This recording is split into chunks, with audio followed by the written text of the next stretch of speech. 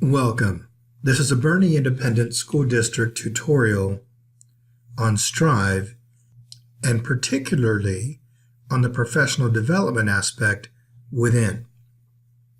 When you first land in Strive, it takes you to the evaluation section. From here, if you click on the Professional Development tab, you will see some information in here that has portfolio history. The portfolio history lists all the courses you have taken. You can also click on any course to see whether or not you have been granted credit and what credit you have received. On the left-hand side, you'll be able to see available courses. These are all courses for which you can register. You'll just click the register button and sign in. You can filter courses by date, by course name, by credit type, categories, frameworks, etc. I hope this short tutorial has helped. As always, if you would like any further assistance from the Digital Learning Department, please let us know. We'd be happy to help.